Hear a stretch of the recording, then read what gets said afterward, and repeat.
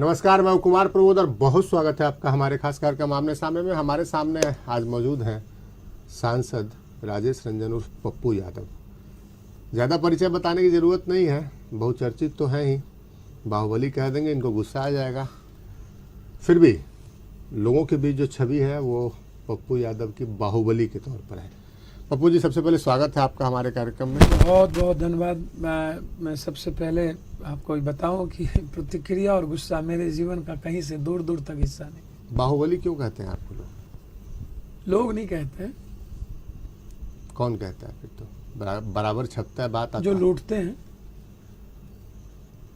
जो पड़ोसी को तंग करते हैं, जो इंसान से प्यार नहीं करते, जो आम लोगों के जीवन को महसूस नहीं करते, जिसे गरीबों से प्यार नहीं।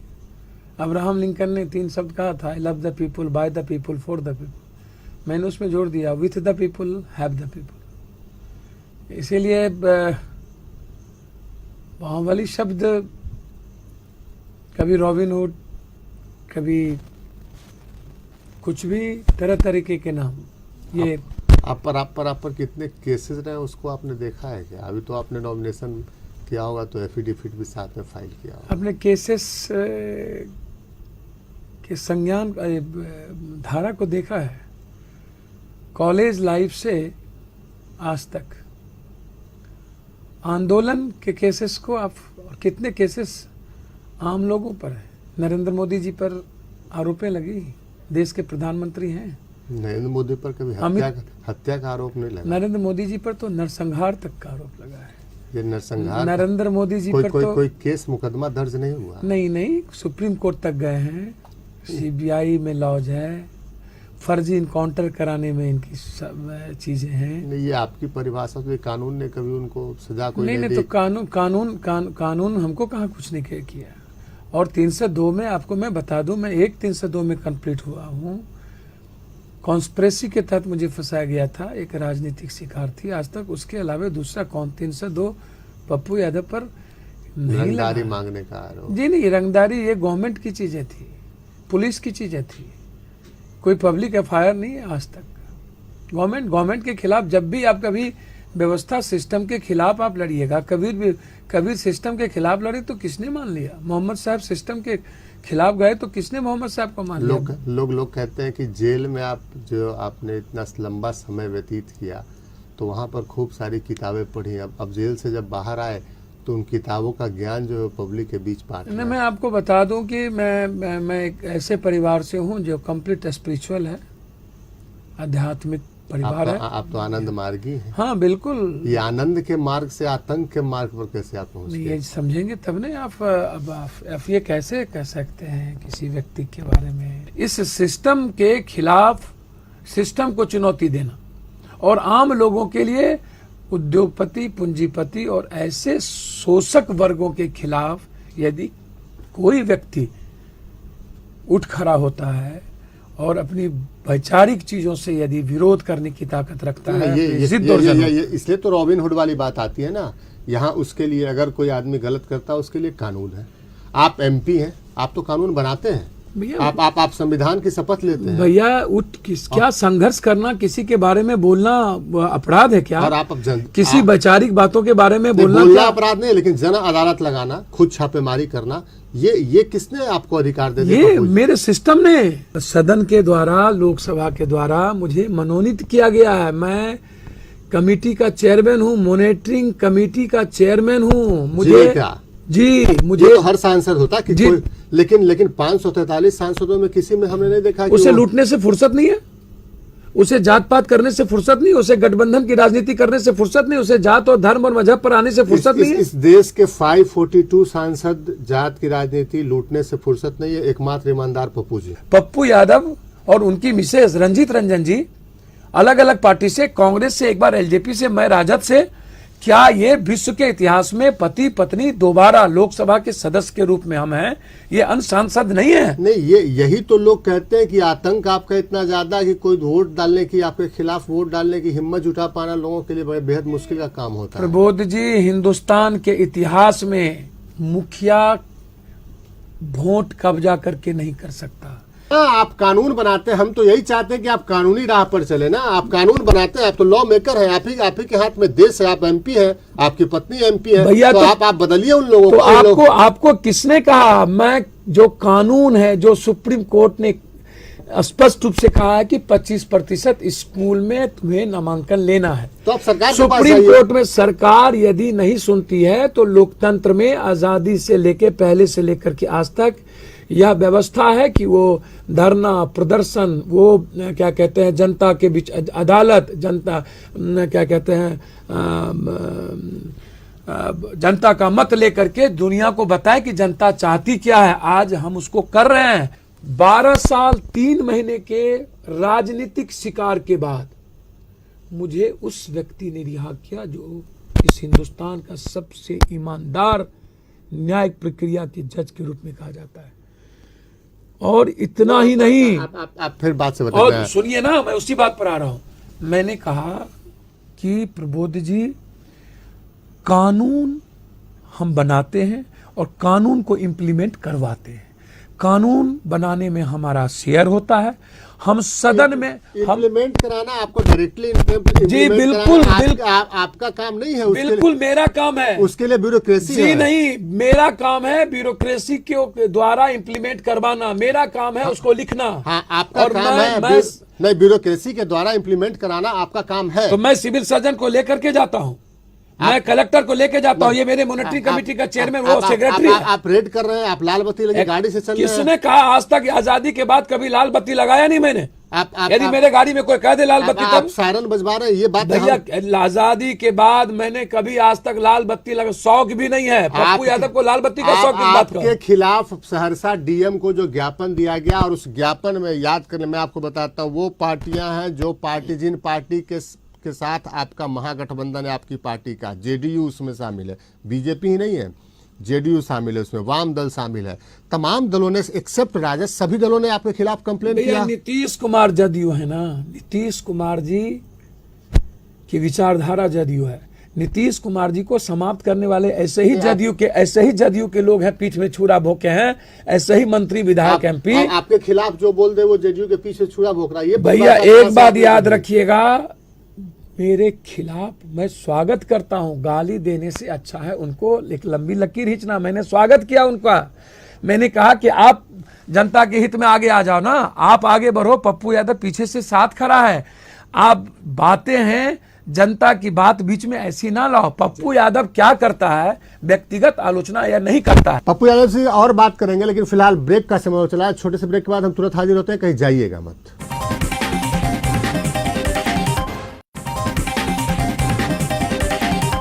ब्रेक के बाद एक बार फिर से स्वागत है आपका हमारे खास कार्यक्रम आमने सामने में। हमारे सामने मौजूद हैं आरजेडी के सांसद, परिचय बताने की जरूरत नहीं है, पप्पू यादव जी। पप्पू जी, डॉक्टरों ने आपके खिलाफ हड़ताल कर रखा, हड़ताल किया सहरसा में, राज्य भर में हड़ताल करने की बात कही, लोकसभा अध्यक्ष को लेटर लिखने की बात कही, क्यों आखिर?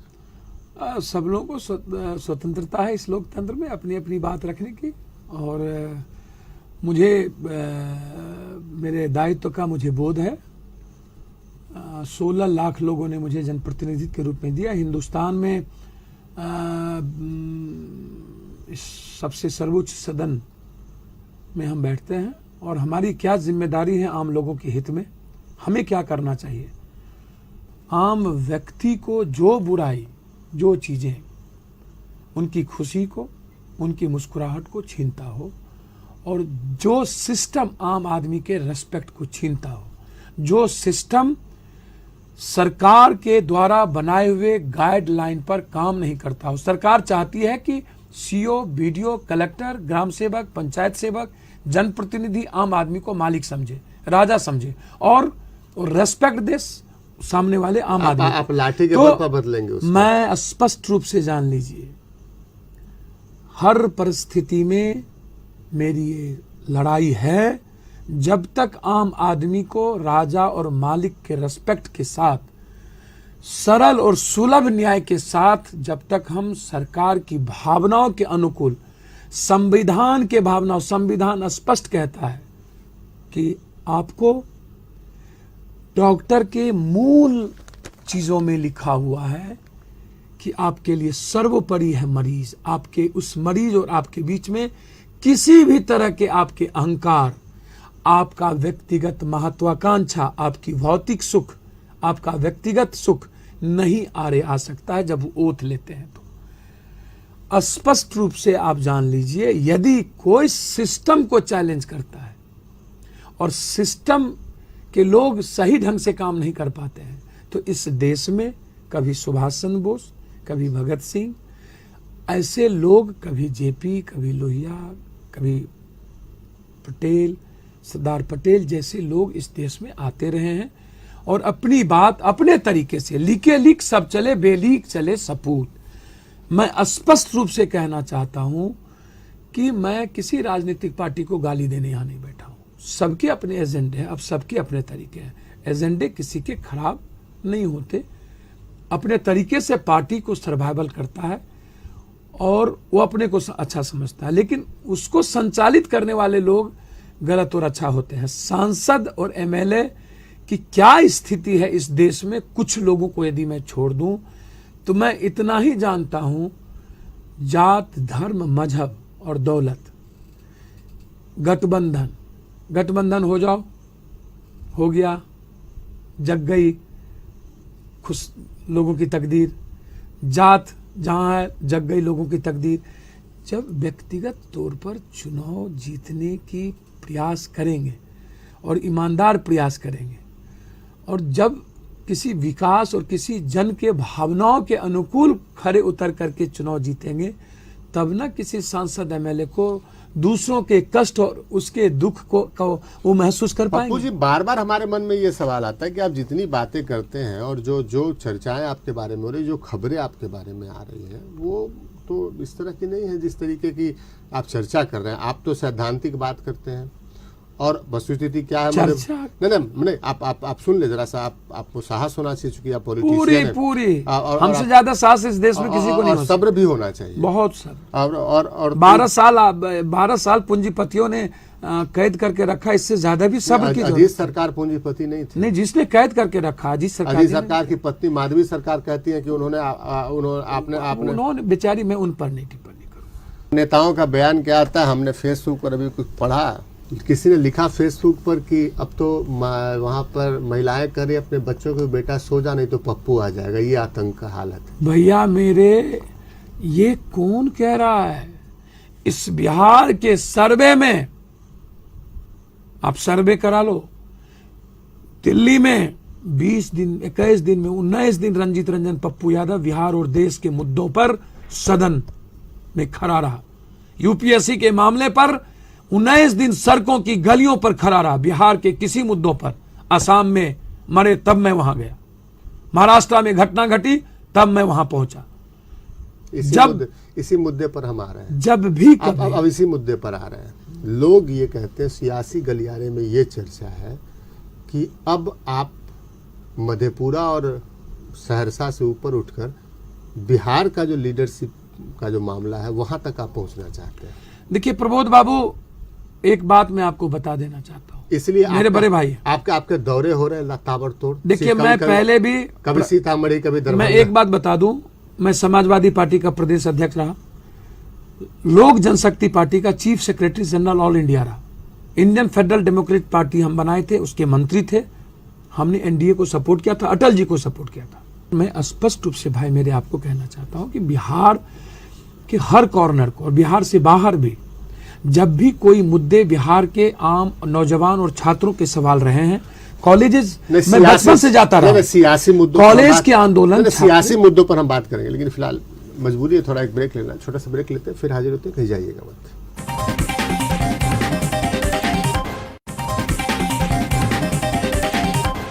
ब्रेक के बाद होगा फिर से स्वागत है आपका हमारे खास कार्यक्रम आमने सामने में। हमारे सामने मौजूद हैं राजेश रंजन उर्फ पप्पू यादव जी, आरजेडी के सांसद हैं।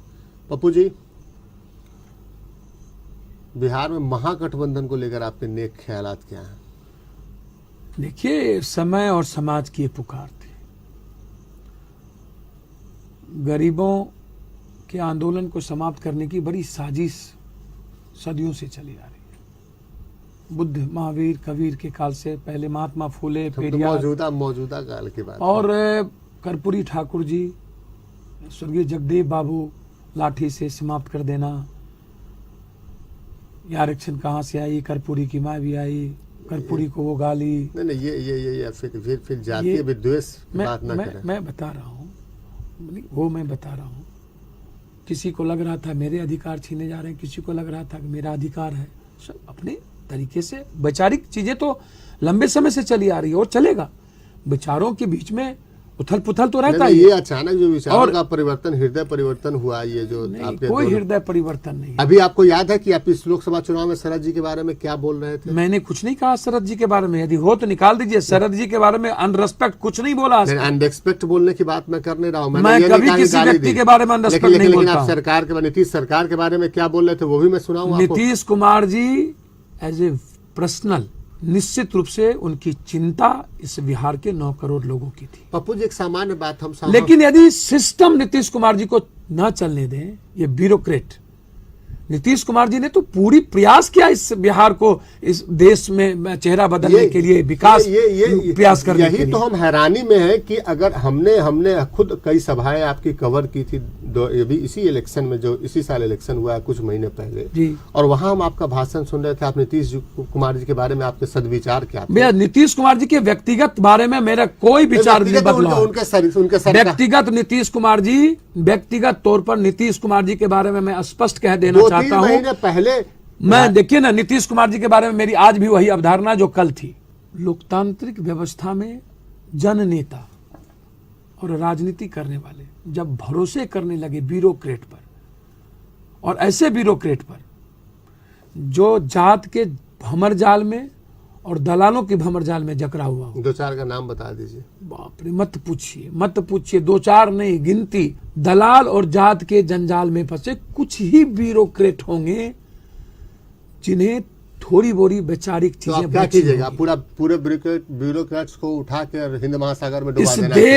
इस देश को यदि किसी ने गर्त में ले गया है, इस देश को, जो व्यक्ति ब्यूरोक्रेट पर भरोसा किया है, जो व्यक्ति, वह सरकार नहीं चली, वह सरकार की व्यवस्था समाप्त हो गई। आपने तो बड़ा अध्ययन किया है जेल में, और उससे पहले भी आपकी पारिवारिक पृष्ठभूमि पढ़ाई लिखाई में बनी रही है। संविधान आपने पढ़ा होगा। संविधान में कहाँ है आपको एक कार्यपालिका, विधायिका, ये दोनों का काम अलग अलग है। आप कहते हैं ब्यूरोक्रेट्स को उठा के, मैं कहाँ ब्यूरोक्रेट्स उठा के फेंक दो। मैं तो स्पष्ट रूप से कह रहा हूं, संविधान में यदि बाबा साहब अंबेडकर और उस वक्त के लोग ये समझे होते कि कभी मॉरल वैल्यूज की भी बातें होगी इस देश में, नैतिकता की बातें, कभी इतना घोटाला और इतने सब लोग लुटेरे आ जाएंगे इस देश में जहां पर मोरल नैतिकता का कोई मीनिंग नहीं रह जाएगा, और तो उस वक्त संविधान में नैतिकता दर्ज कर दिया गया होता। उनको क्या पता था कि इस तरह के माहौल भी, इस तरह के लूट, इस तरह के देश को लूटने वाले भी लोग आएंगे। चलिए, आपको इतने साल बाद आपको ये बात पता चल रही है कि नैतिकता आज खत्म हो गई। बाबा साहब अम्बेडकर शायद उस समय उनको पता नहीं था, इसलिए ये सब इन्होंने नहीं लिखा। आगे रास्ता क्या? हमको पहले 2-3 छोटे सवाल है, छोटे जवाब आपसे चाहिए। जी कि जो महागठबंधन बना, इसका नेता कौन होगा? नीतीश कुमार जी इस बिहार में एक मजबूत विकास के स्वरूप का चेहरा है। अगला मुख्यमंत्री उन्हीं को होना चाहिए। मैं ये नहीं कह सकता। क्यों? अगला मुख्यमंत्री जीतन राम मांझी को यदि गठबंधन बनाना चाहे तो उसमें हम क्या कर सकते हैं? गठबंधन का नेता तय करेंगे।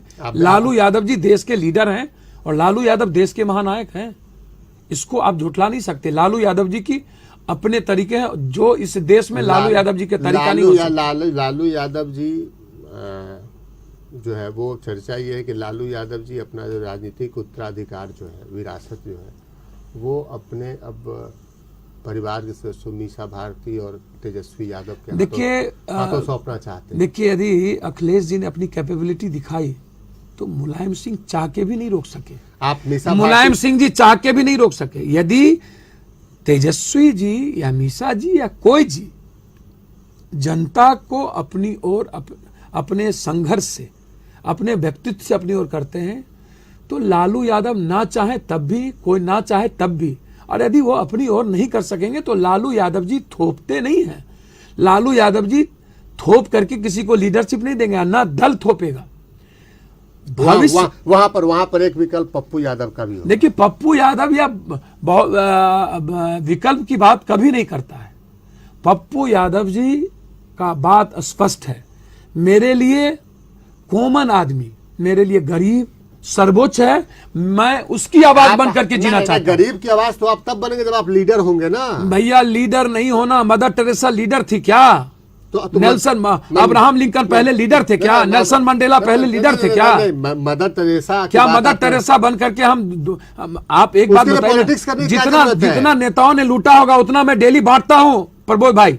आप क्यों फेसबुक मेरा नहीं देखते हैं?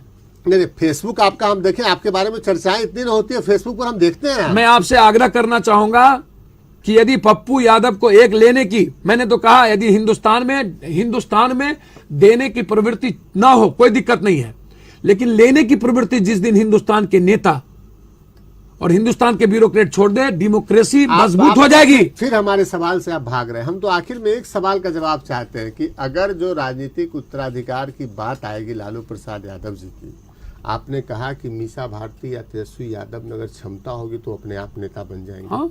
ठीक, हम एग्री करते हैं, हम उससे हम राजी हैं उस आपके इस बात पर। लेकिन अगर क्षमता नहीं दिखला पाते हैं तो एक पप्पू यादव का भी नाम होगा ना। देखिए, मैं एक बात आपको बता देना चाहता हूं, जनता तय करेगी कि लीडर कौन होगा। जनता ने तय किया कि लालू यादव महानायक है तो हैं, और आज लालू यादव के बाद क्या होगा? जनता तय किया कि नीतीश कुमार अच्छे हैं तो हैं और आज भी हैं। लालू यादव के बाद की और नीतीश कुमार में क्षमता है। लालू यादव के उत्तराधिकार की हम बात कर रहे हैं। इसको जनता को तय करने दीजिए ना कि लालू यादव जी का उत्तराधिकार कौन होगा, जनता पर छोड़ दीजिए। चलिए पप्पू जी, बहुत बहुत धन्यवाद आपका हमारे इस कार्यक्रम में आने के लिए। पप्पू जी ने आखिर में एक बात कही, कायदे की बात कही कि जनता तय कर देगी। शायद कहीं ना कहीं मन में इनके है कि जनता क्या तय करेगी, लेकिन जो कुछ भी है जनता तय कर देगी, आगे नेता कौन होगा। फिलहाल पप्पू जी का फिर से शुक्रिया आपका हमारे इस कार्यक्रम में आने के लिए। बहुत अच्छा लगा। हमारा ये कार्यक्रम आज यही समाप्त होता है। अगले सप्ताह फिर से मिलेंगे किसी नए मेहमान के साथ। तब तक ले दीजिए हमें इजाजत। नमस्कार।